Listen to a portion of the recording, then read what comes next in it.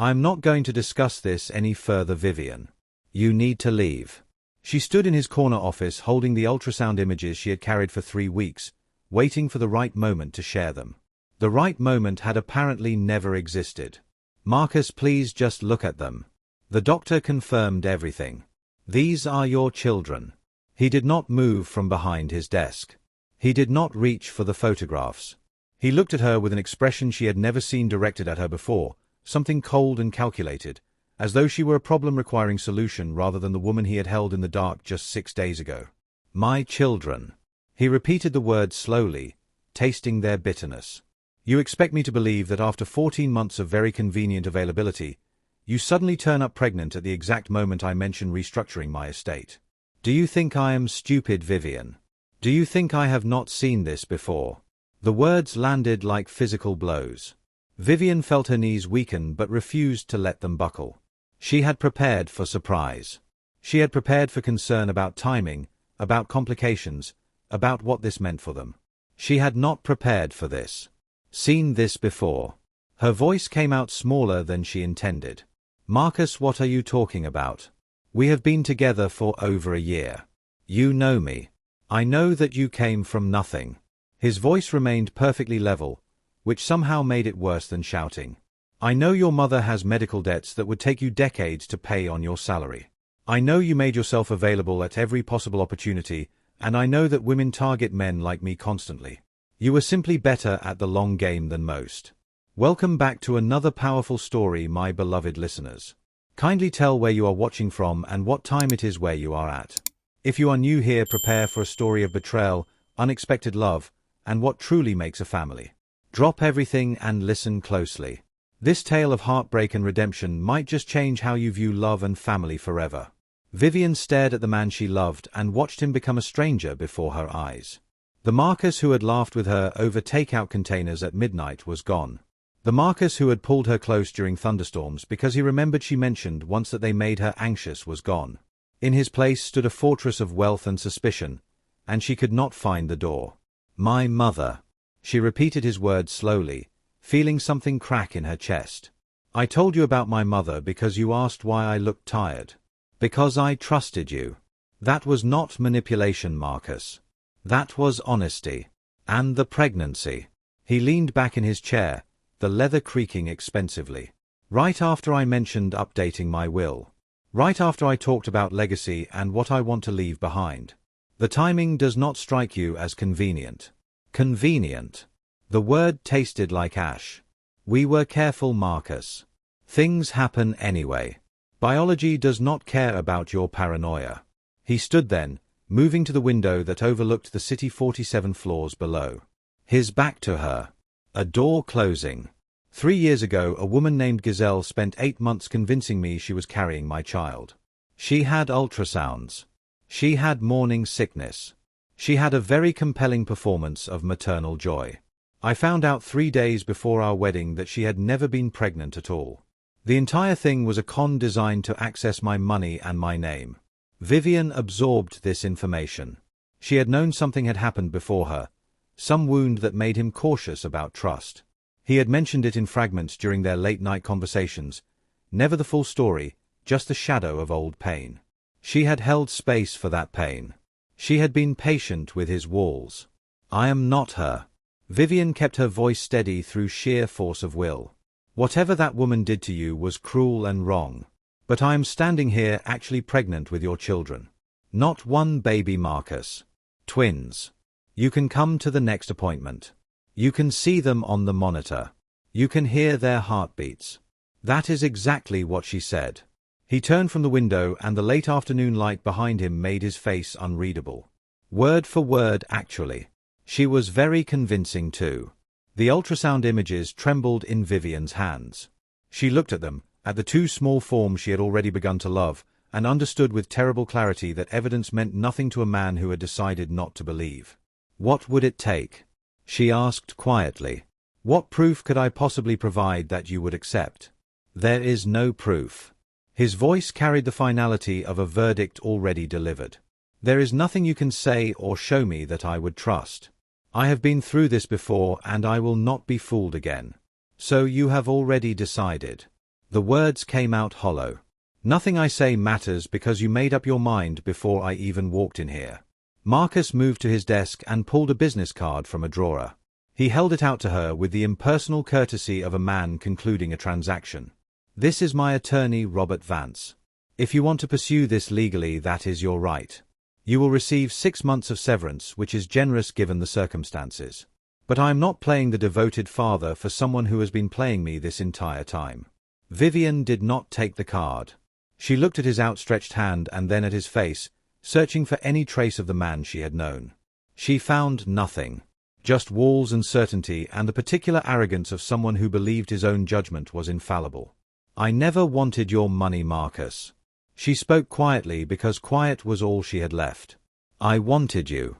The man who danced with me in the parking garage after that terrible client dinner. The man who read poetry to me when I could not sleep. The man who told me he had not felt this way in 30 years. I wanted the person I thought you were. Not whoever this is. That person was a fool who let someone get too close. His voice did not waver. Consider this me getting smart again. Something hardened in Vivian then. Some fundamental shift from grief to clarity. She straightened her spine and looked at him directly, memorizing his face because she understood this was the last time she would choose to be in the same room with him. I am going to raise these children and I am going to love them with everything I have. And when they ask about their father, I am going to tell them the truth. That he was too broken to let himself be loved. That his loss is greater than theirs because they will have me. And you will have nothing but your certainty to keep you warm. She turned toward the door.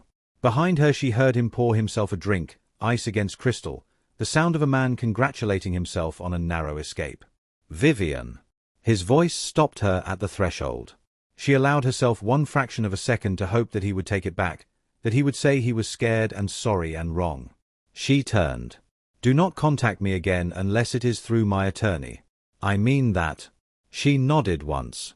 There was nothing left to say to a man who had already written the story in which she was the villain. The elevator doors closed on Marcus Hale's world and Vivian felt something shift inside her that would never shift back. She rode 47 floors down in silence, her hand pressed against her stomach where 2 hearts beat steadily, oblivious to the fact that their father had just erased them from his life before they even had names. She made it through the marble lobby. She made it past the security guards who smiled at her the same way they had smiled every day for 14 months, not knowing that she would never walk through those doors again. She made it to the sidewalk before the first sob broke free, and by the time she reached the corner she was crying so hard that a stranger stopped to ask if she needed help. I am fine.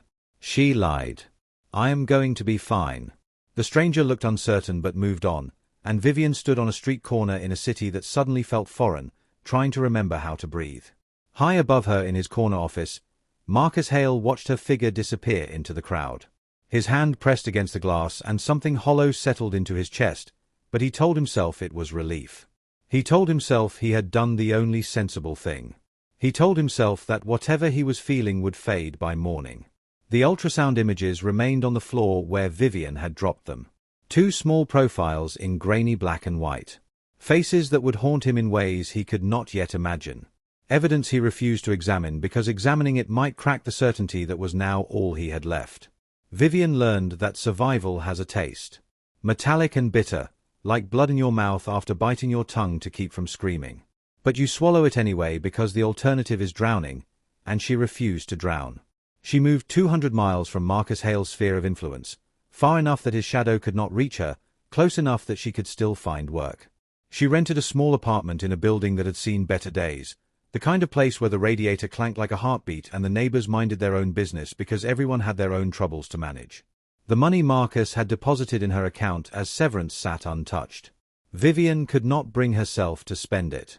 Every dollar felt like acknowledgement of his narrative, acceptance of his terms. So she lived on her savings and the freelance consulting work she could manage remotely, taking whatever contracts came her way, working during whatever hours the babies allowed. The twins came on a Tuesday evening in early spring. Vivian labored for 19 hours in a hospital where fluorescent lights buzzed like dying insects and the nurses were kind but strangers. There was no one in the waiting room. No hand to hold during the worst of the contractions. No one to call when it was over. Theodore emerged first, his cry sharp and immediate, a small voice demanding that the world pay attention. Vivian wept from exhaustion and joy and the sudden understanding that this sound would be her compass for the rest of her life. Eleanor followed 4 minutes later, quieter than her brother, her grey-blue eyes already searching the room with an intensity that seemed too old for someone so new. "Do you want us to call anyone?" the nurse asked, her voice gentle with practiced compassion. "No." Vivian shook her head. "There is no one to call." The nurse's expression flickered with something like pity, but she said nothing more. She simply helped Vivian hold both babies, positioning them carefully so their small weights balanced across her body, and left the new family alone in the dim room. Vivian looked at her children in the blue half-light. She saw Marcus immediately in the lines of their faces. Theo had his father's chin, the distinctive cleft that had made her trace its shape with her finger during quiet mornings. Ellie had his eyes, the grey-blue that had looked at her with warmth and with coldness, that had chosen certainty over truth. She did not flinch from these resemblances. She studied them like evidence, like truth written in flesh and bone, like answers to questions Marcus had refused to ask. "I will take care of you," she whispered to the sleeping forms. "Both of you. He does not get to decide whether you exist. You are here. You are real. And you are mine." The first months were a blur of exhaustion that bordered on delirium. Vivian learned to function on sleep measured in minutes rather than hours. She learned to nurse both babies simultaneously, their small mouths working in unison while she sat on the floor because the second-hand couch made her back scream. She learned which cry meant hunger and which meant the inexplicable sadness that sometimes overtook Ellie in the middle of the night, a grief that seemed too old for someone so young. The hardest part was not the physical exhaustion. The hardest part was the loneliness that felt like drowning in plain sight. She would sit in the creaking rocking chair at 3 in the morning, a baby on each arm, and feel so completely alone that she understood why people talked to God. She did not believe in God particularly, but she talked to him anyway. Bargaining and pleading and sometimes just reporting on her day because there was no one else to tell. The twins turned 1 month old and Vivian took them outside for the first time. She walked around the block 3 times because the motion soothed them, and she did not see another adult speak to her once. She was invisible, just another tired woman pushing a stroller, and the anonymity felt both liberating and crushing. She almost gave up one night in the 2nd month. Both babies were crying, had been crying for what felt like hours, and nothing she did could comfort them. Her milk had not come in properly. The formula was too expensive. The rent was due and the freelance contract she had been counting on had fallen through. She sat on the bathroom floor at 2 in the morning with the door closed so the neighbors would not hear, and she genuinely did not know if she could keep going. Then Theo's cry changed pitch, became something more urgent, and she went to him because that is what you do when you are someone's entire world. She picked him up and felt his small body relax against her chest, felt his breathing slow, felt his trust in her completely unearned and completely absolute. Ellie's hand found hers in the darkness of the crib. Her daughter could not possibly understand what was happening, but she reached out anyway, offering comfort she was too young to know how to give. In that moment Vivian felt something shift. Not happiness exactly, but recognition. This was her life. Messy and hard and beautiful in ways Marcus would never understand. And she would survive it because these two people needed her to survive. She got up from the bathroom floor. She fed the babies and changed them and put them back to sleep. And she never sat on that floor again. Constance Bellamy appeared in Vivian's life like an answer to prayers she had not known she was making. Connie lived across the hall in apartment 4B, a 72-year-old widow with steel grey hair and eyes that missed nothing. She had raised 5 children and buried 2 husbands, and she approached life with the practical wisdom of someone who had survived enough to know that survival was possible. They met in the hallway during Vivian's 3rd month alone. Both babies were screaming. Vivian was carrying 2 diaper bags and trying to manage her keys, and she could feel tears building behind her eyes from the sheer impossibility of everything. Connie simply reached over and took one of the diaper bags. No commentary. No questions. Just practical help from a stranger who saw someone drowning. "Let me hold the door," she said, and her voice carried an authority that made refusal seem pointless. "Thank you," Vivian managed. "I am sorry about the noise. They will settle down once we are inside." "Babies cry." Connie shrugged. "It is what they do. You look like you have not slept in a month." "Closer to 3 months, actually." Connie studied her for a long moment. Then she reached into her apron pocket and pulled out a key. "Apartment 4B. Right across the hall. If you need anything, you knock. I do not care what time it is. And tomorrow I am bringing you a casserole because you look like a strong wind could knock you over and those babies need their mother standing upright.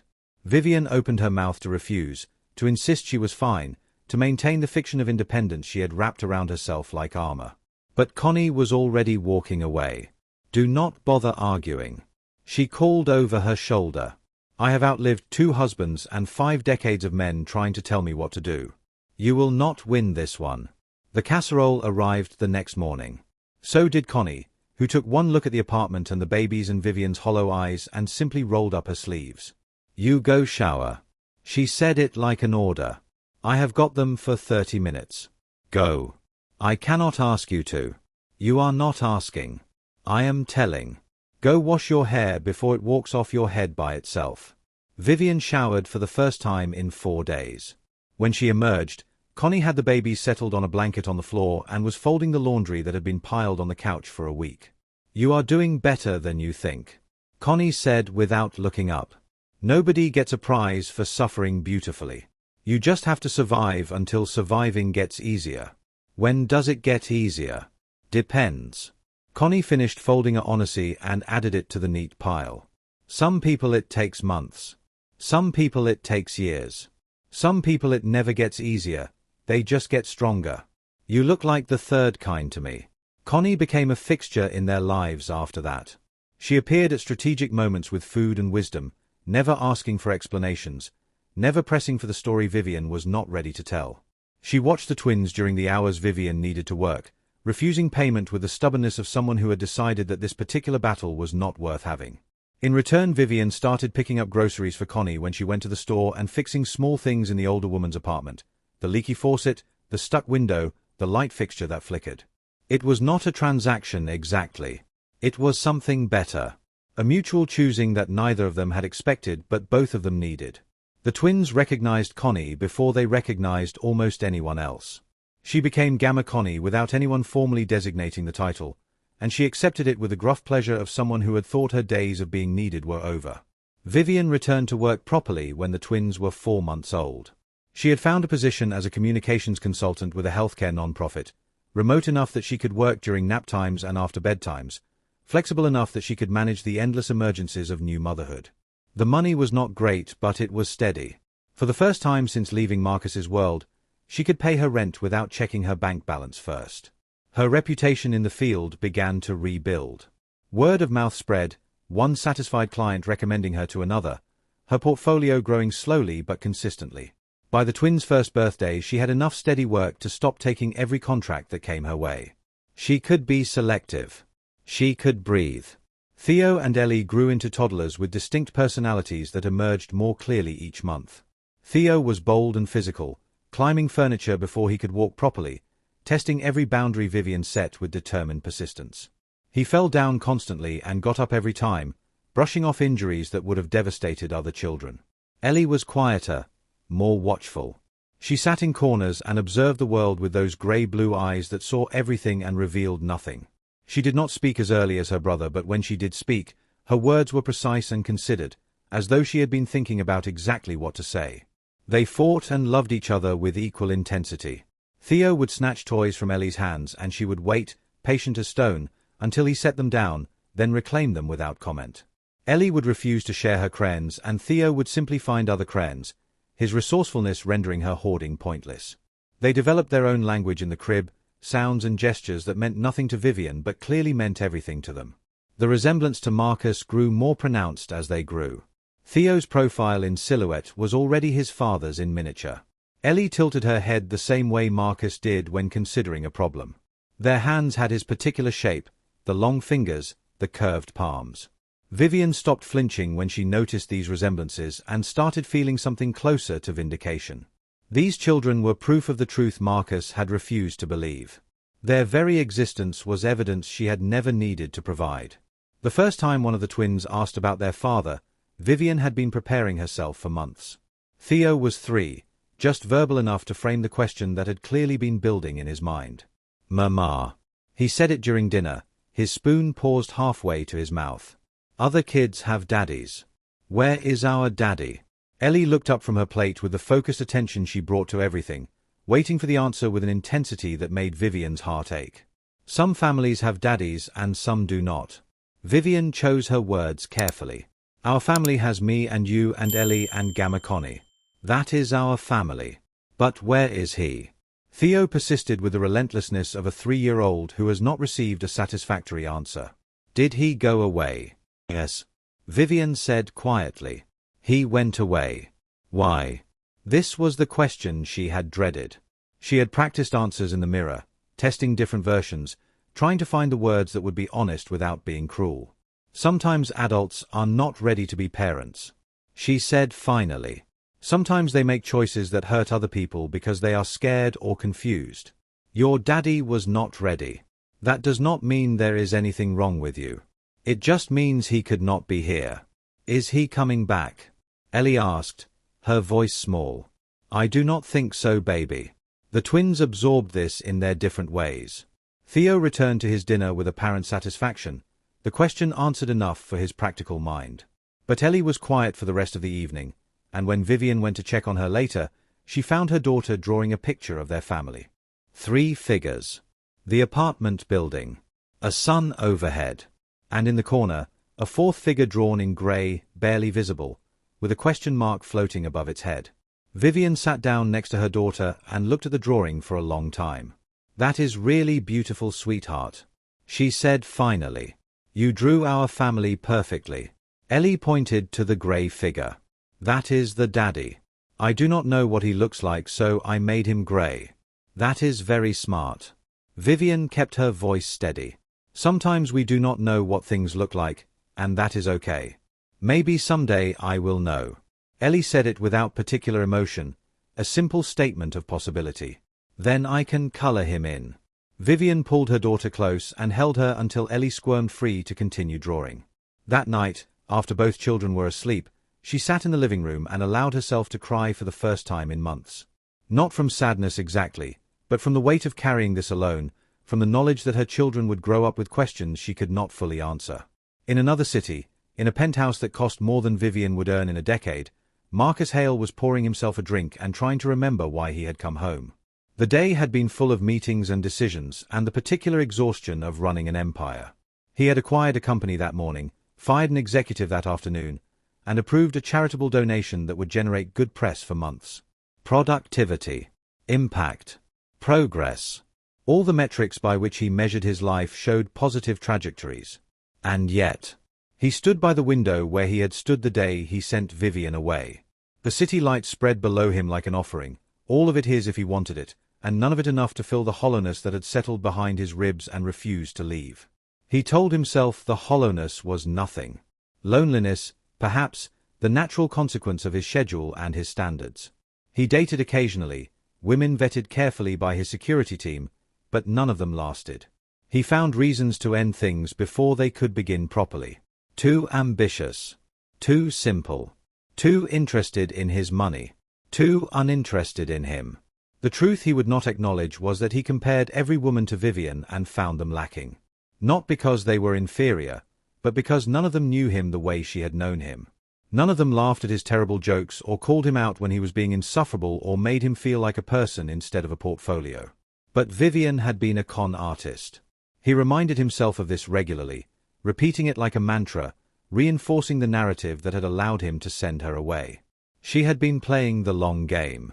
She had manufactured intimacy to set a trap. The pregnancy had been part of the scheme, timed perfectly to coincide with his estate planning. He never examined this narrative too closely. He never asked himself why a con artist would leave without fighting, without demanding money, without any of the leverage she would have gained from a legal battle. He never wondered why she had not contacted his attorney, had not pursued the child support she could have claimed, had simply vanished as though erasing herself from his existence. These questions would have required answers he was not prepared to give. His sister Diane noticed the change in him. They had lunch once a month, a tradition their mother had started before her death, and Diane used these occasions to monitor her brother's emotional state with the practiced eye of someone who had known him his entire life. "You seem distant," she said during their December lunch, 3 years after Vivian's departure. "More distant than usual, I mean. Work has been demanding." Marcus did not look up from his menu. Work has always been demanding. That is not what I am talking about. Then what are you talking about? Diane set down her own menu and studied him with an expression that mixed concern with exasperation. You have not been the same since that consultant left. The one you were seeing. Vivian. Marcus's jaw tightened. I was not seeing her. She was attempting to run a con. I ended it before she could succeed. Is that what happened?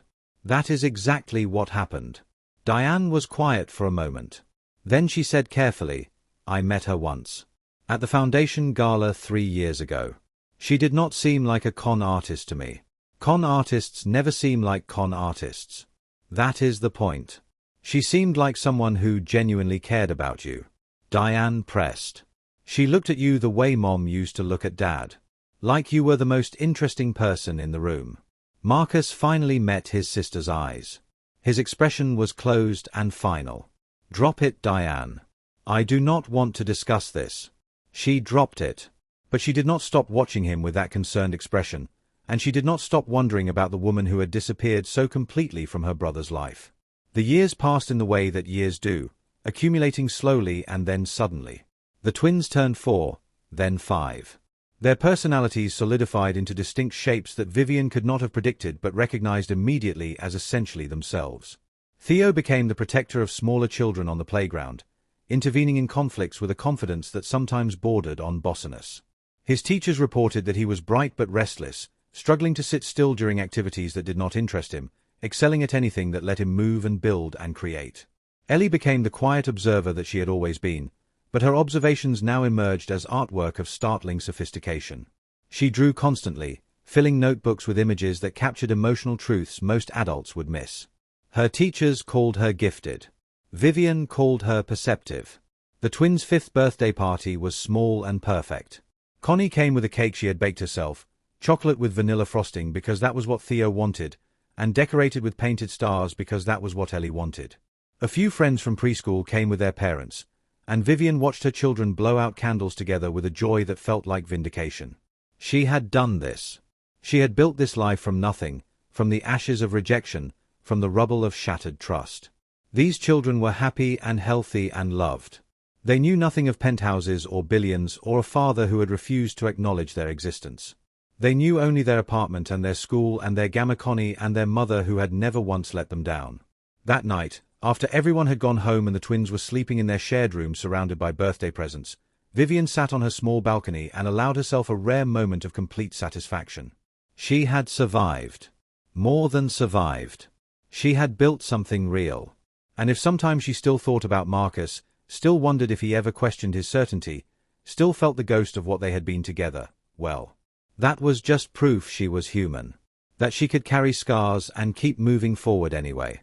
The phone call that changed everything came on a Thursday morning, 6 weeks after the twins' 5th birthday. Vivian had been invited to participate in a major communications summit, recognition of how far her reputation had grown. The non-profit hosting the event had reached out directly, offering to cover travel and accommodation, treating her like the expert she had become rather than the desperate freelancer she had been. She was reviewing the details when her phone rang. The number was local but unfamiliar. Hello. Ms. Cole. This is Sandra Mitchell from the Hartwell Foundation. We spoke last month about our communications strategy needs. Vivian remembered. A non-profit focused on children's education. Significant budget. Prestigious board. Exactly the kind of client that could elevate her practice to the next level. Yes, of course. How can I help you? We have been reviewing proposals and yours was by far the strongest. We would like to move forward with your firm for our annual fundraising initiative. Vivian felt a rush of professional satisfaction. That is wonderful news. I am looking forward to working with you. There is one thing I should mention. Sandra's voice carried a note of something Vivian could not quite identify. Our primary benefactor and board chair is Hale Technologies. Their CEO Marcus Hale will be giving the keynote at our gala next month. I wanted to make sure that would not be a conflict for you. The world stopped.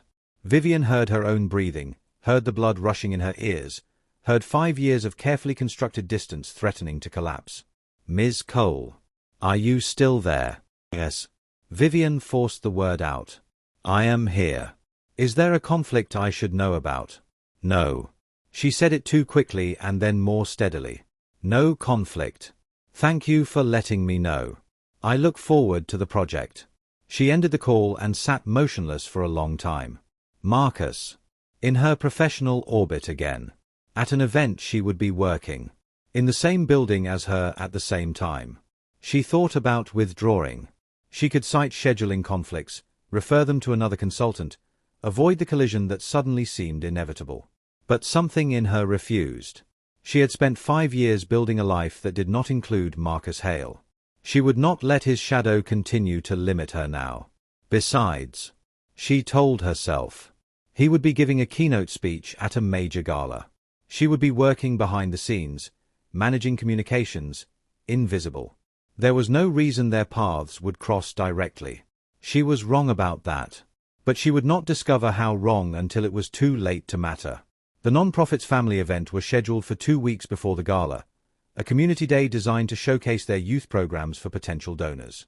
Sandra had suggested Vivian bring her children as a way to see the programs firsthand, and Vivian had agreed before fully thinking through the implications.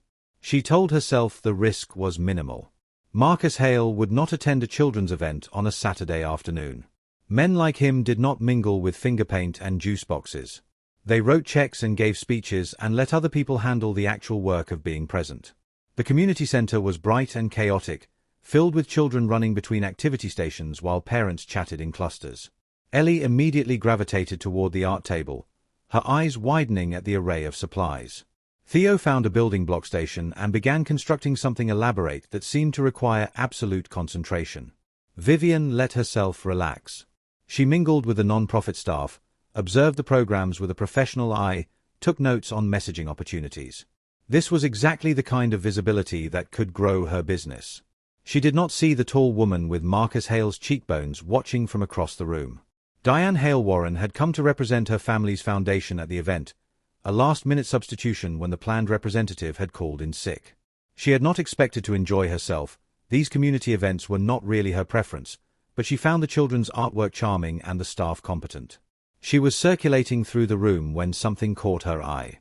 A boy at the building block station, his profile visible as he concentrated on his construction. Something about the angle of his head, the particular set of his shoulders, the distinctive cleft in his small chin. She moved closer without quite meaning to, drawn by recognition she could not name. The boy looked up as she approached and she saw grey-blue eyes, Hale eyes, looking out of a face that could have been her brother's childhood photographs come to life. "Hello," she said, her voice carefully neutral. "That is an impressive building. It is a castle," the boy said with the confidence of 5-year-old expertise. "My sister wants me to add a tower, but I think towers are overrated. Your sister sounds like she has good ideas." "She is okay." The boy shrugged. "Sometimes." Diane looked around the room, searching for the sister in question, searching for any adult who might explain what she was seeing. She found a girl at the art table, the same grey-blue eyes, the same particular tilt of head when she was thinking. And beside her, a woman Diane recognized immediately despite the years. Vivian Cole. The consultant her brother had been seeing before everything fell apart. The woman who had supposedly tried to con him out of his fortune. The woman who had vanished so completely that Diane had half wondered if she had imagined her. And with her, 2 children who looked exactly like Diane's family. She started walking toward them, propelled by an instinct she did not fully understand. But before she could reach them, a board member intercepted her with an urgent question about the silent auction, and by the time she extracted herself, Vivian and the children had moved to a different area of the room. Diane searched for them, but the community center was crowded and confusing, and they seemed to have vanished. Eventually she gave up, telling herself she must have imagined the resemblance, telling herself that the lighting had been playing tricks. But later that night, lying awake in her own apartment, she could not stop thinking about the boy's profile. The girl's eyes. The particular shape of small hands working with crayons and blocks. She did not mention it to Marcus. Not yet. But she began making plans. The gala arrived on a Friday evening in late October, the kind of night when the city looked its best, lights reflecting off buildings and the air crisp with approaching winter. Vivian had spent weeks preparing. She had managed media relations and drafted talking points and coordinated with the venue and done everything possible to ensure the event would succeed. And through all of it, she had told herself that her role was behind the scenes. She would not need to interact with Marcus Hale directly. She would not even be in the main ballroom during his keynote speech. This was partially true. She was in the service corridor behind the ballroom when he walked past. He was moving toward the stage entrance with a particular stride of someone accustomed to being the most important person in any room. His suit was impeccable. His hair had more grey than she remembered. And his face, when he turned slightly to speak to an aide, carried lines that had not been there 5 years ago. He did not see her. He was focused on his speech, his performance, the role he was about to play. She pressed herself against the wall and watched him pass, close enough to touch, separated by a distance that had nothing to do with physical space. Then he was gone, through the door to the stage, and Vivian stood alone in the corridor trying to remember how to breathe. She went to the bathroom and gripped the edge of the sink and stared at her reflection in the mirror. The woman staring back was older than the one who had left Marcus's office with ultrasound images clutched in her shaking hands. Older and harder and wiser. You survived. She told her reflection. You built a life. You owe him nothing. Not even the satisfaction of seeing you shaken. She straightened her dress and fixed her makeup and went back to work. She managed to avoid any direct contact for the rest of the evening. She watched his keynote from a screen in the communications room, listening to him speak about legacy and giving back and corporate responsibility, words that sounded hollow when she knew what he was actually capable of. But she underestimated his attention to detail. Or perhaps she underestimated how clearly she had registered in his memory despite his efforts to forget. He saw her as she was leaving. She had waited until the event was winding down, until most of the guests had departed, thinking she was safe. She was crossing the lobby when she felt the quality of the air change, felt a tension settling on her like a weight. She turned and he was there, 20 feet away, standing by the elevator bank with an expression she could not read. His eyes moved over her face, cataloguing changes, searching for something he would not name. For a moment neither of them spoke. The lobby stretched between them, marble and money and 5 years of silence. Then a staff member approached him with a question about his driver, and the moment shattered. He turned away to respond, and Vivian walked out of the building without looking back. But she knew, with absolute certainty, that he had seen her. And she knew, with equal certainty, that this was not over. Marcus could not stop thinking about her. He told himself it was meaningless. A coincidence. A ghost from a past he had successfully buried. He told himself that Vivian Cole was a con artist who had failed to land her mark and had clearly moved on to other targets. But he found himself searching for information about her anyway. Her consulting firm was easy to find, its client list and portfolio evidence of professional success. She had rebuilt herself completely in his absence. She was thriving. And according to public records, she had 2 children. Twins. Born approximately 9 months after he had sent her away. He stared at this information for a long time, trying to fit it into the narrative he had constructed. She had obviously found another target quickly. The children belonged to some other man, some other fool who had fallen for her particular brand of manipulation. But something nagged at him. A doubt he could not quite suppress. A question he refused to ask directly. He called Robert Vance. I need you to look into someone for me, he said without preamble. Vivian Cole. She worked with me several years ago. I want to know everything about her current situation. Is there a specific concern? Robert's voice was carefully neutral. The neutrality of a lawyer who knows he is being asked to do something questionable. Just gather the information. I will decide what concerns me after I see it. There was a pause. Then Robert said, I should mention that she never contacted me. After you gave her my card. I expected to hear from her within days and there was nothing. No calls. No letters. No legal action of any kind. That always struck me as unusual for someone you described as a con artist. Maybe she realized she could not win. Maybe. Another pause. Or maybe she knew she did not need to prove anything.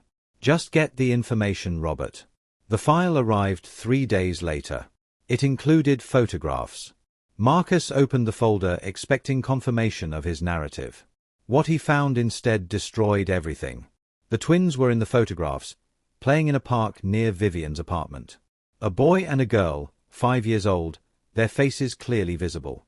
The boy had his profile, his chin, his particular way of holding his shoulders when he was concentrating.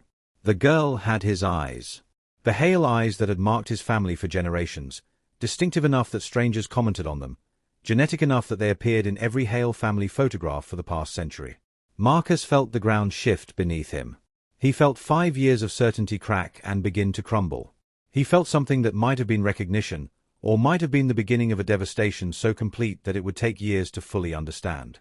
He looked at the photographs of his children and understood, finally, irreversibly, that he had been wrong about everything. And that wrongness could never be undone. The children's showcase was Diane's final test. She had arranged it carefully, volunteering the Hale Foundation as a sponsor, insisting that Marcus attend personally to demonstrate the family's commitment to educational causes. "I need you there," she told him, leaving no room for argument. "This is about visibility. The foundation needs to show we care about more than just writing checks." He agreed reluctantly, not knowing what she had planned. The showcase was in a community center across town, the kind of place Marcus had not visited since his own children were young. Wait. He had no children. He had told himself this for 5 years, and now the certainty felt like a lie he had been telling so long that he had forgotten it was a lie. He walked through the displays of children's artwork without really seeing them. His mind was still on the photographs from Robert's file, still trying to process what they meant, still unable to reconcile the faces of those children with the story he had told himself. Diane guided him toward the back of the gallery space, toward a display she said was particularly impressive. "Young artist. Very talented. You should see this."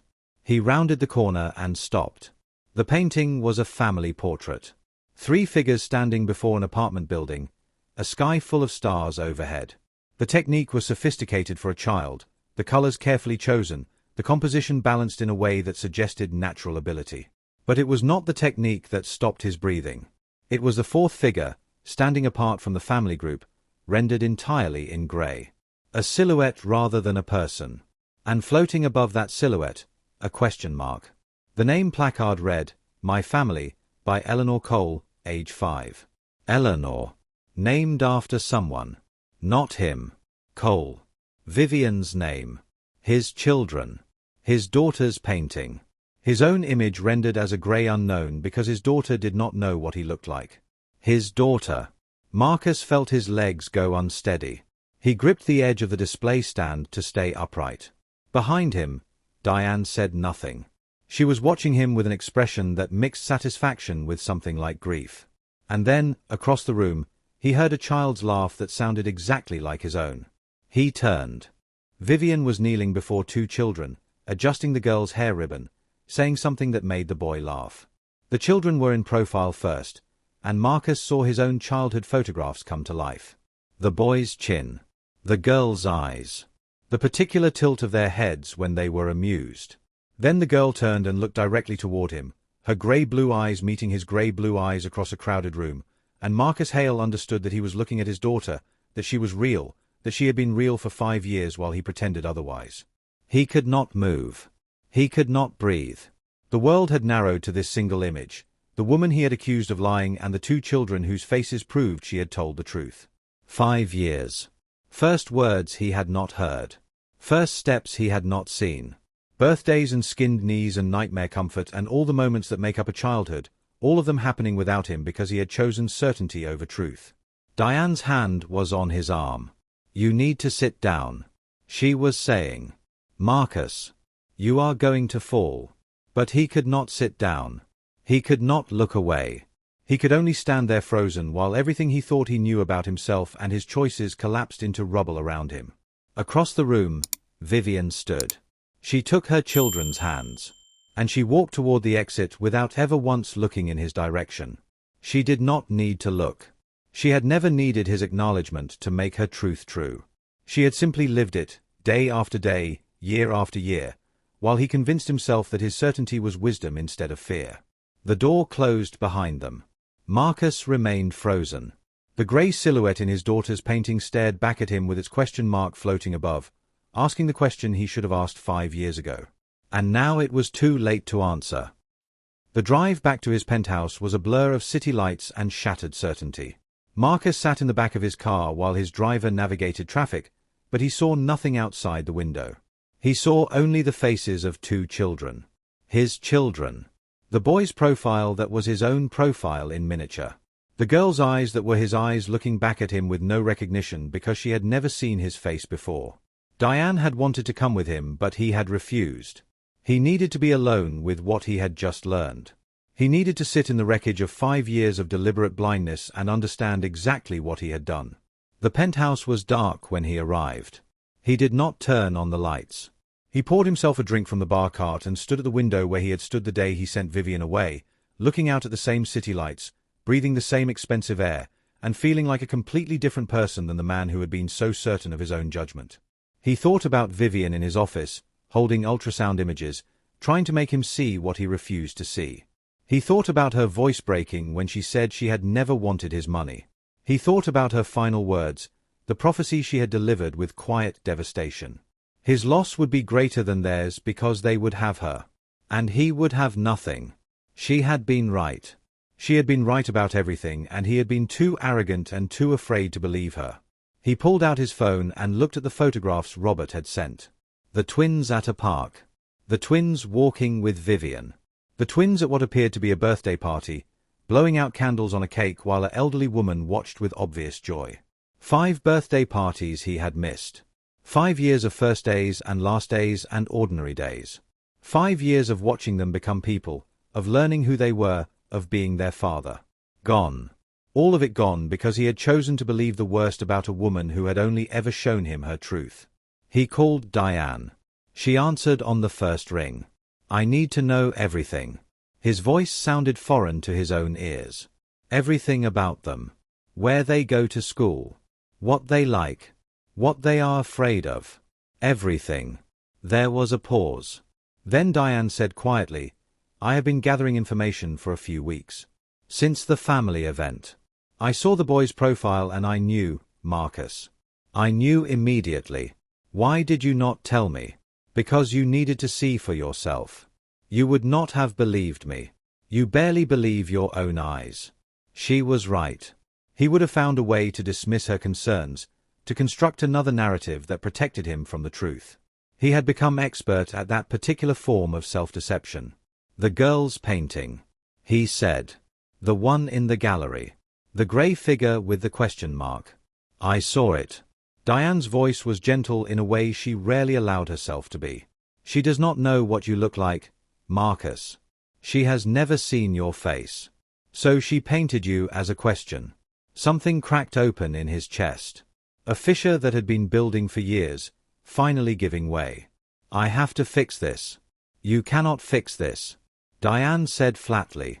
You can try to make it less wrong. But those children are 5 years old. You cannot get back what you missed. You do not get redemption. You get the opportunity to show up and do the work and accept that it might never be enough. After Diane hung up, Marcus sat in the darkness for a long time. He thought about what it would mean to approach Vivian now, after everything. He thought about the logistics of custody and visitation and legal rights. He thought about his lawyers and his resources and all the power he could bring to bear on this situation. And then he thought about Vivian's face at the gala, the moment their eyes had met across the lobby. She had not looked afraid of him. She had not looked angry. She had looked at him like he was a stranger who meant nothing to her, and that indifference was more devastating than any accusation could have been. He could not force his way into their lives. He could not use his money or his influence to manufacture a relationship that he had deliberately destroyed. The only thing he could do was ask, and accept whatever answer she gave. He started writing the letter that night. The first draft was full of explanations. He wrote about Giselle and the fake pregnancy and the betrayal that had shattered his ability to trust.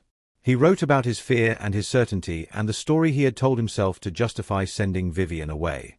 He read it back and threw it away. It sounded like an excuse. It was an excuse. The second draft was full of apologies. I am sorry became a refrain, appearing in every paragraph, the words stacking up like they could build a bridge across 5 years of absence. He read it back and threw it away. Apologies were just words. Words meant nothing when his actions had been so devastating. The third draft took him 3 days. He wrote it slowly, weighing every sentence, trying to find the language that would communicate what he needed to say without demanding anything in return. He did not try to explain his behavior. He did not ask for forgiveness. He simply acknowledged what he had done. I accused you of lying when you were telling the truth.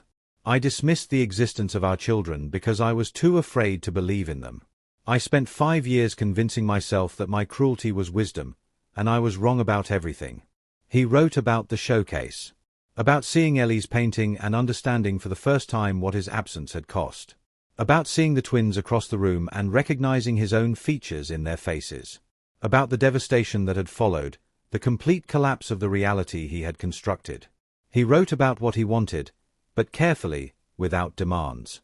I would like the opportunity to know them, if you ever decide that is appropriate. I would like to be present for whatever remains of their childhood. I understand that I have no right to ask for this. I understand that you may never want to see me again. But I needed you to know that I know the truth now. And I will carry the weight of what I did for the rest of my life. He included one practical piece of information.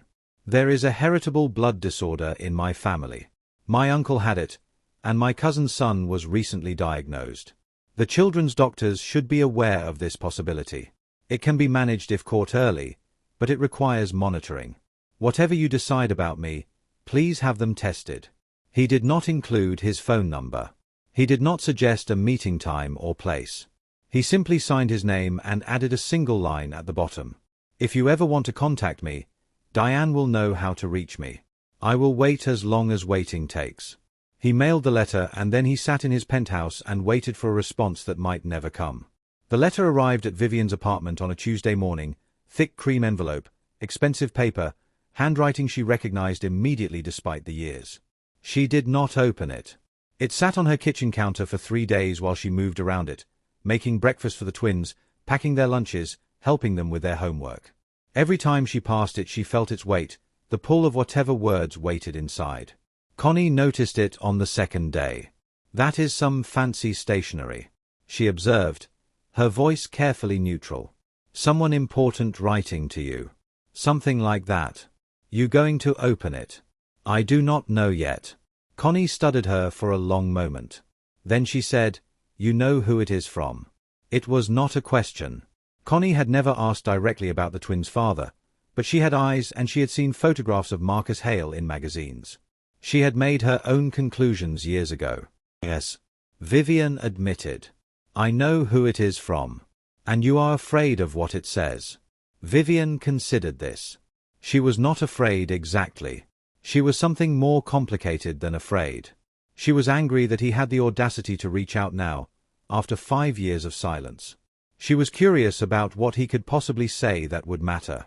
And underneath both of those feelings, buried so deep she did not want to acknowledge it, she was something that might have been hope. I am afraid of what I might do after I read it. She said finally. I am afraid I might forgive him. Connie was quiet for a moment. Then she said, forgiving someone does not mean what they did was okay. It just means you are not going to carry it around like a stone in your pocket anymore. Those are different things. Vivian opened the letter that night, after the twins were asleep. She sat on her small balcony with a cup of tea that went cold while she read, and when she finished she read it again, and then a third time, trying to find the manipulation, the angle, the hidden agenda that surely had to be there.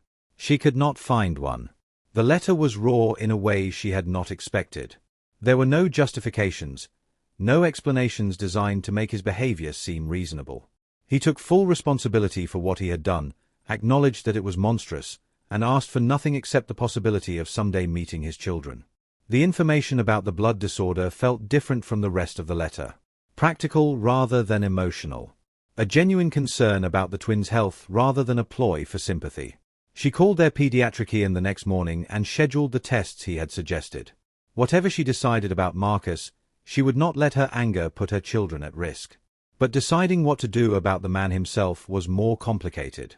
She started seeing a therapist, a woman named Dr. Okonkwo who specialized in family trauma and had a way of asking questions that made Vivian uncomfortable in productive ways.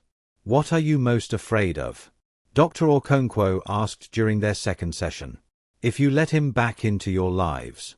That he will hurt the twins the way he hurt me. Vivian said immediately.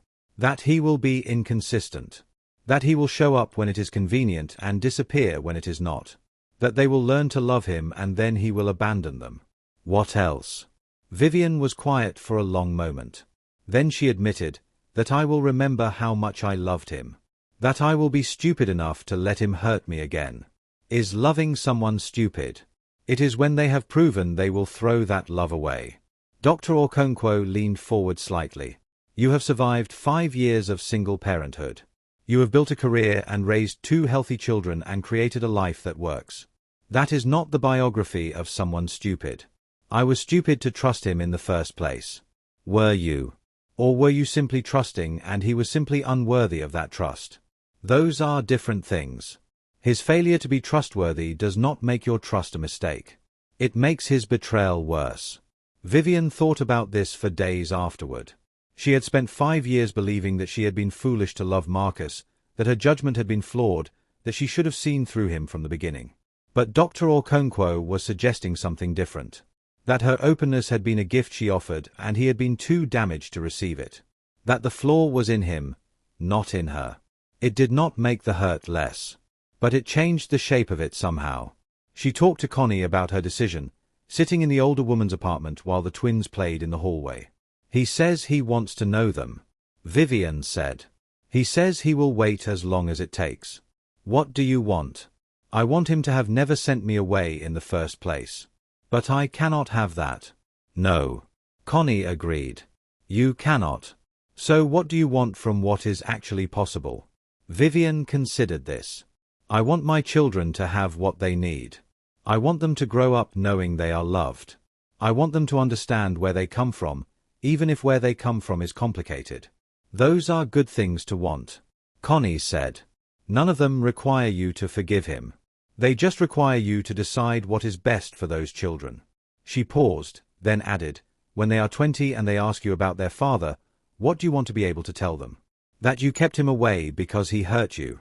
Or that you gave him every opportunity to show up and he either took it or he did not.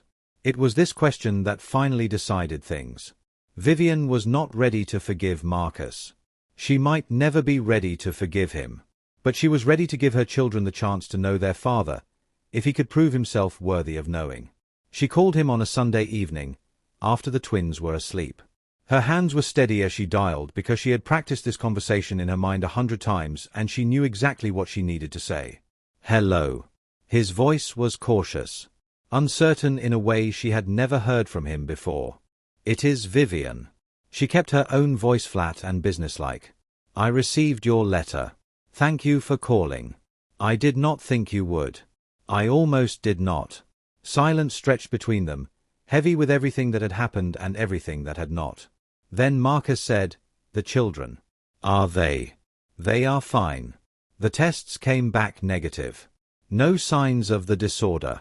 But we will monitor. Thank God. The relief in his voice was genuine. Thank you for having them tested. I did not do it for you. I did it for them. I know. Another pause.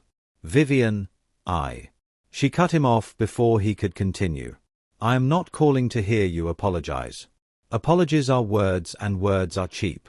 I am calling because I need to decide what is best for my children and that decision requires information. What information? Whether you are capable of being consistent. Whether you can show up without making demands. Whether you have changed enough that I can trust you around them without worrying you will destroy them the way you destroyed me. The words landed hard. She heard him absorb them, heard the intake of breath that suggested she had hit exactly where she intended. I understand. He said finally. What do you need from me? She had prepared for this too. If I decide to let you know them, it will be entirely on my terms. You do not get to make demands or use your money to manipulate. You will attend therapy and provide proof of attendance. You will submit to whatever schedule I set. And most importantly, if you commit to this, you are committing permanently. You do not get to walk away again. Do you understand? Yes. He said immediately. Do not agree so quickly. She warned. Think about what I am saying. Being a parent is not about grand gestures. It is about showing up every single day, even when you are tired, even when they are difficult, even when it is inconvenient. It is about putting them first always. It is about accepting that you will never get back what you missed and they might never forgive you. Can you actually do that? There was a long pause. Then he said, I do not know if I can do it. I do not know if I am capable. But I want to try. Not because I deserve a second chance, but because they deserve to have every possible person who loves them. And I already love them. That has to count for something. It counts for nothing. Vivian said bluntly. Love is the minimum requirement. The question is whether you will show up when love is not enough to make it easy. I will. Marcus promised. I will show up. Vivian closed her eyes. I will think about it. I am not promising anything. In the meantime, you will start therapy immediately. You will send me confirmation of every session. And you will wait until I contact you. No showing up at our home. No surprises. Do you understand? I understand. He said again. Thank you, Vivian. I am not doing this for you. She interrupted. I am doing this because those children might someday ask me why I kept their father away, and I need to be able to tell them I gave you every opportunity. This is about them. Do not forget that. She ended the call before he could respond. Then she sat at her kitchen table and allowed herself to cry for the first time in weeks. Not from sadness, but from the exhaustion of carrying everything alone and the terror of letting someone else help carry it. The therapy confirmation emails began arriving 3 days later. They came every week like clockwork, documenting Marcus's attendance at sessions with a Dr. Patterson who specialized in attachment issues and relationship trauma. The emails were brief and professional, containing only the date and time of each session and confirmation that he had attended. Vivian filed them in a folder on her computer and waited. She had expected him to attend a few sessions and then make excuses. She had expected the confirmations to become sporadic, then stop entirely. She had expected to have her suspicions confirmed, to be proven right about his inability to sustain effort. But week after week, the confirmations came. 2 months. 3 months. 4 months without a single missed session. She told the twins about their father on a Sunday morning in February, 3 months after that first phone call.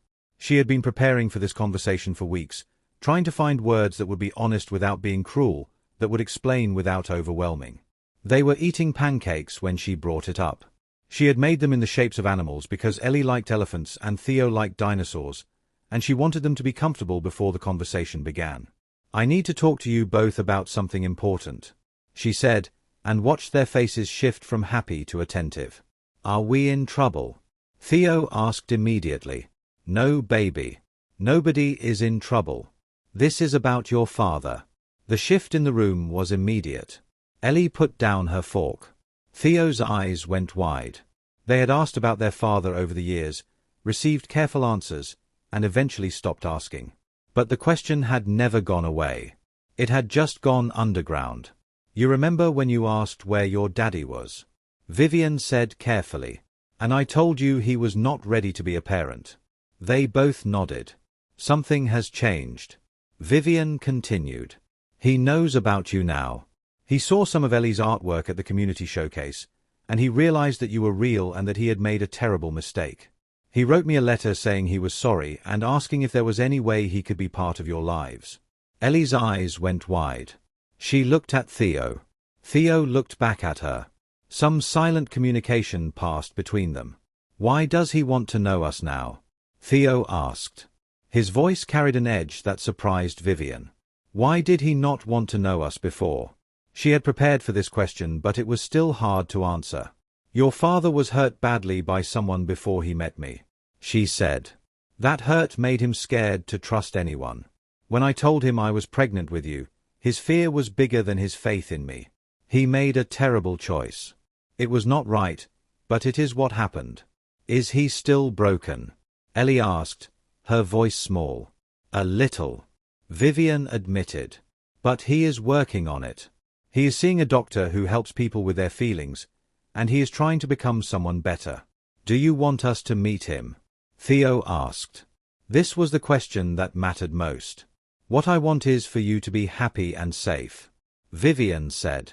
Whether meeting him would make you happy is something only you can decide. You can say no. You can say you need more time. You can say you never want to meet him at all. I will support whatever you choose. The twins looked at each other again. More silent communication. Then Ellie said, I want to meet him. I want to see if he looks like us. Vivian looked at Theo. And you? Her son's face was complicated. He was 5 years old, but in that moment he looked older, weighted by understanding that should not have been his to carry. I do not know. He admitted. What if he is mean? What if he says he does not want us again? Vivian pulled him close. I will not let him hurt you. She promised. If we meet him it will be somewhere safe and I will be right there the whole time.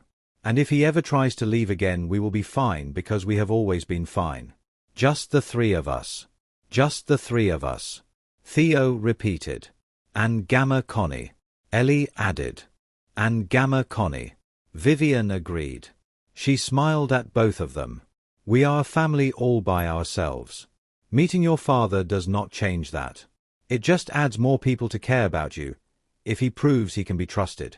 The first meeting was at a public park, neutral territory, with Vivian present throughout. She had chosen the location carefully. Open space so the children would not feel trapped. Other families around so there would be witnesses. A playground nearby so the twins could retreat to something familiar if they became overwhelmed. Marcus arrived exactly on time. Vivian watched him approach across the grass and felt the strange vertigo of seeing someone she had once loved with her whole heart walking toward the children he had refused to acknowledge. He looked older than she remembered. The grey in his hair was more pronounced. The lines around his eyes were deeper. He moved with less certainty than the man who had sent her away, his body language humble in a way that seemed almost foreign on him. He stopped 10 feet away from where she stood with the twins, waiting for permission to come closer. Ellie was hiding behind Vivian's legs.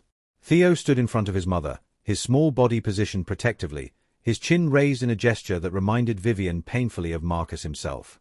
You can come closer, she said. Children, this is your father. His name is Marcus.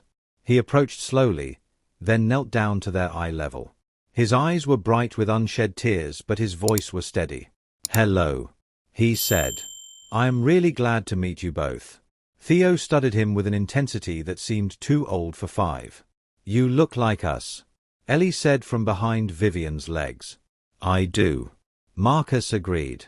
You have my eyes, Ellie. And Theo has my chin. Theo's hand went immediately to his own face, feeling the cleft that matched his father's. Did you give it to me on purpose? He asked.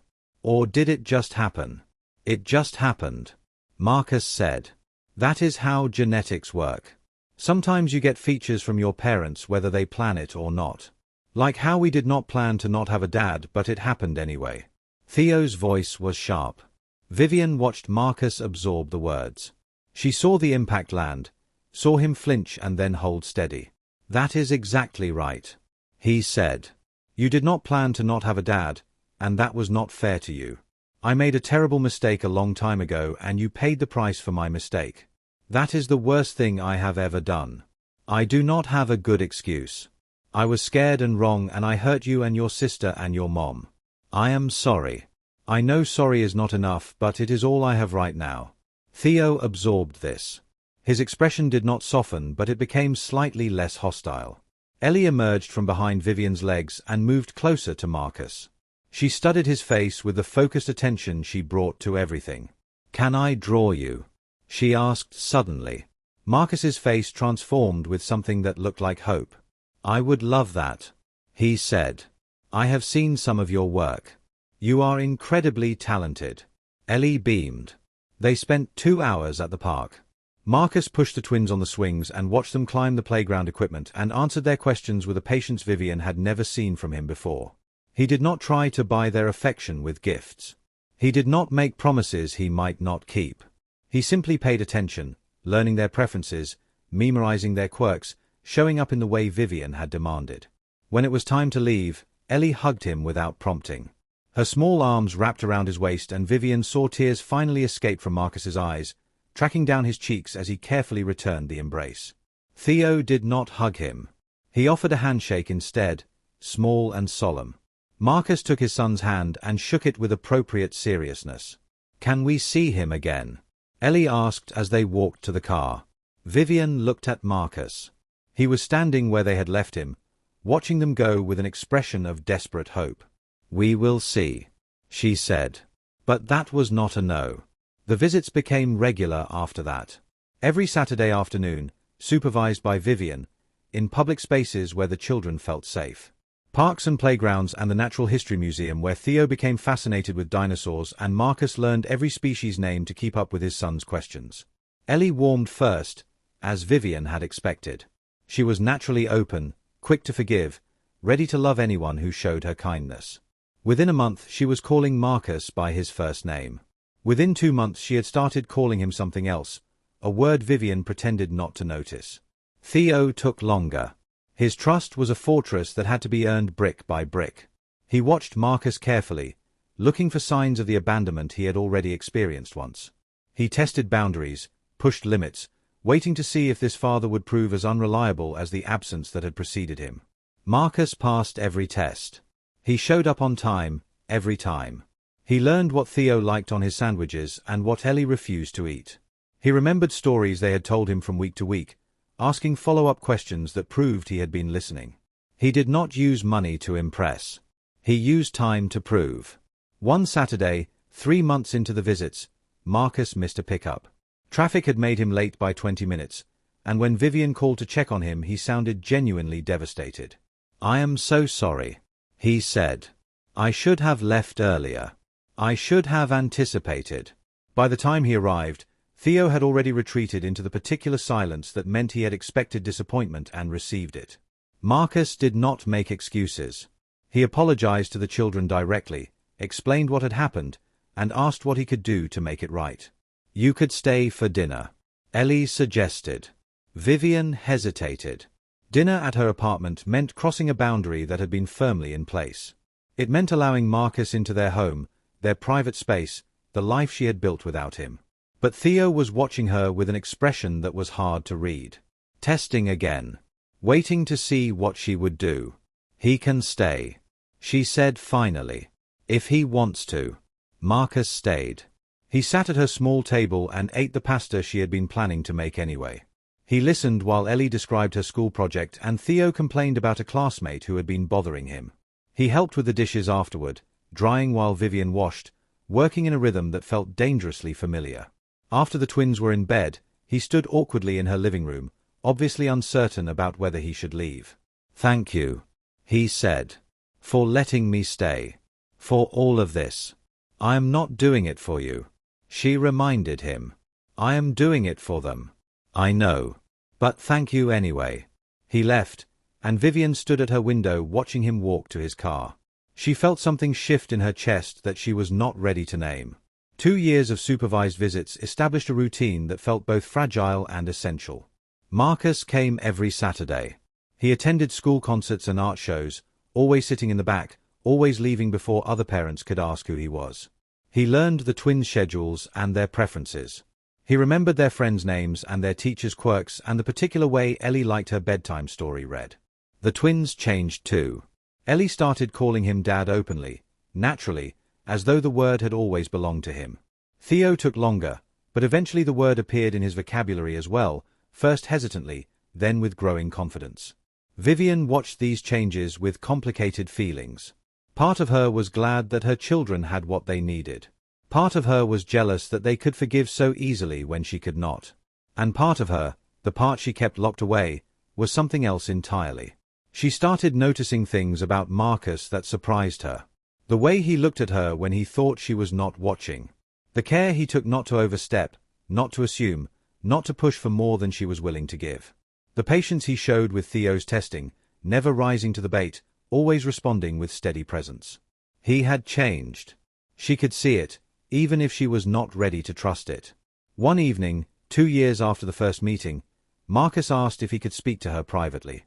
The twins were playing in their room and Vivian led him to the small balcony where she had read his letter all those months ago.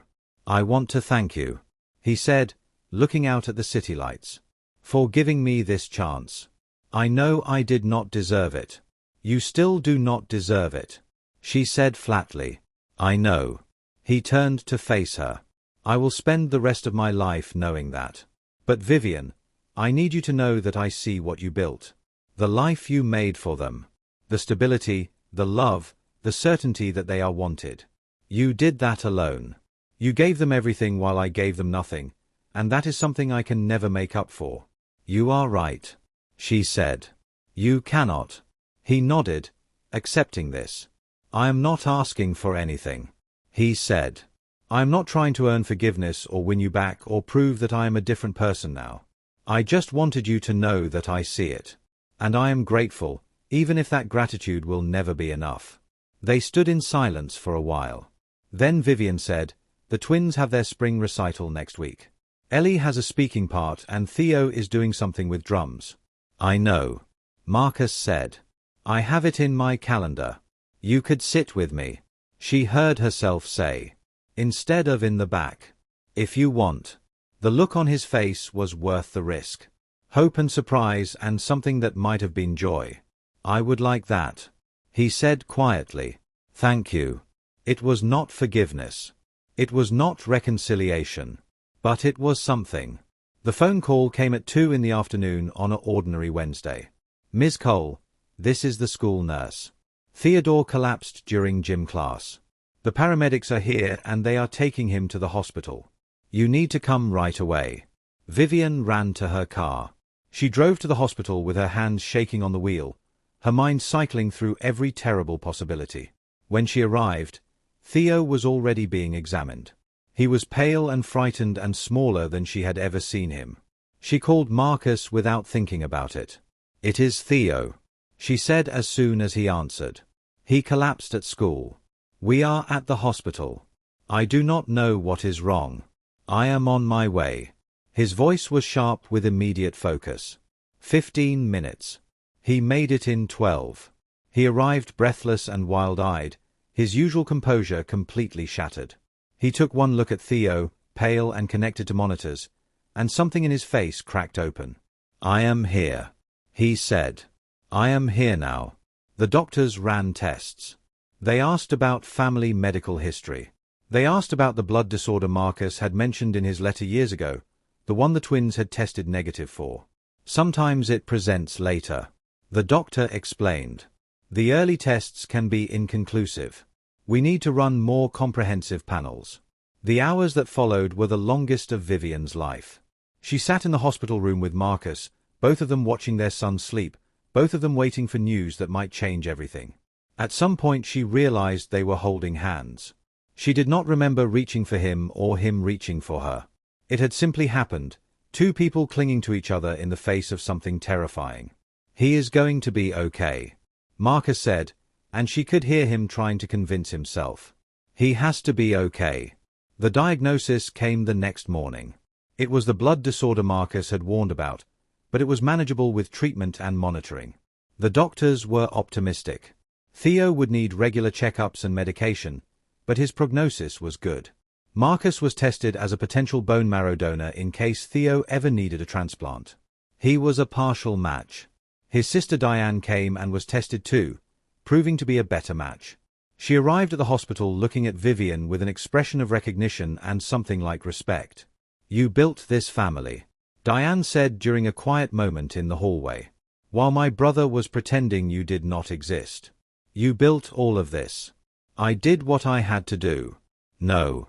Diane shook her head. You did more than that. And I am glad he finally sees it. I am glad he is here now, even if he should have been here all along. Theo recovered. He returned to school after 2 weeks, pale but determined, his medication managed, his prognosis excellent. Ellie hovered over him protectively, a reversal of their usual dynamic, and Theo tolerated it with surprising patience. Marcus did not leave. He stayed through the crisis and the recovery, sleeping in hospital waiting rooms, bringing Vivian coffee when she forgot to eat, being present in ways that required no acknowledgement or reward. After Theo came home, after the worst of the fear had passed, Vivian found herself looking at Marcus differently. The walls she had built so carefully were developing cracks she could not seem to repair. You stayed, she said one evening when the twins were asleep and they were sitting together on her balcony. Through all of it. You stayed. Of course I stayed. He looked genuinely confused. He is my son. Where else would I be? 5 years ago you would have been anywhere else.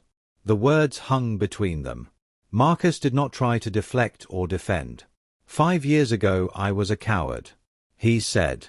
I was so afraid of being hurt again that I hurt everyone around me. I will never forgive myself for that. But you have changed. It was not a question. She could see it. She had seen it for months, maybe longer. I have tried to change. He said carefully. Whether I have succeeded is not for me to judge. That is for you and the children. Vivian was quiet for a long time. Then she said, when Theo was in the hospital, I was so scared. More scared than I have ever been. And the only person I wanted to call was you. Marcus's breath caught. I do not know what that means. She continued. I do not know if I can ever trust you the way I did before. What you did to me was devastating. I carried that devastation for years. I built my whole life around surviving it. I know. But... She hesitated. But you are here now. And you have been here for 2 years. And you stayed when it was hard and you showed up when it mattered. And I think maybe that means something. It means I love you. Marcus said quietly. It has always meant that. I was just too broken to show it properly before. Vivian looked at him. The man she had loved. The man who had destroyed her. The man who had spent 2 years proving he could be different. I am not ready to forgive you, she said finally. I might never be ready. But I am willing to see where this goes. For the children. And maybe, eventually, for us. That is more than I deserve. He said. It is. She agreed.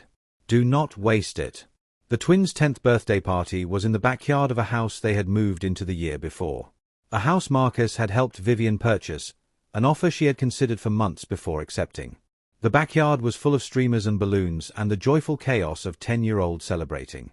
Connie was there, older now but still sharp-eyed, watching the festivities with obvious satisfaction. Diane was there with her own family. Friends from school and neighbors and the community they had built together filled every corner. Marcus was at the grill, flipping burgers with the concentration of someone who was determined to get them perfect. He looked up occasionally, his eyes finding Vivian across the yard, and the look they shared carried years of history, years of pain, years of slow rebuilding. The twins blew out their candles together, their faces bright with joy. Theo had grown tall, healthy, his medication managed, his future full of possibility. Ellie had grown into her artistic talent, her grey-blue eyes seeing the world in ways that continued to amaze everyone who knew her. After the party, after the guest had gone and the twins were exhausted and happy in their rooms, Vivian and Marcus stood together in the cleaned-up backyard. 10 years. She said. I cannot believe it has been 10 years since they were born. And 5 years since I almost destroyed everything. He added quietly. She looked at him. The grey in his hair. The lines around his eyes. The steadiness he had earned through years of showing up. You did almost destroy everything, she said. And I spent years hating you for it. But you came back. And you stayed. And you proved that people can change, even when they do not deserve the chance. I will never deserve the chance. He said. I know that. But I will spend the rest of my life being grateful you gave it to me anyway. Vivian reached out and took his hand. It was a small gesture, but it carried the weight of everything they had been through. We built something here, she said.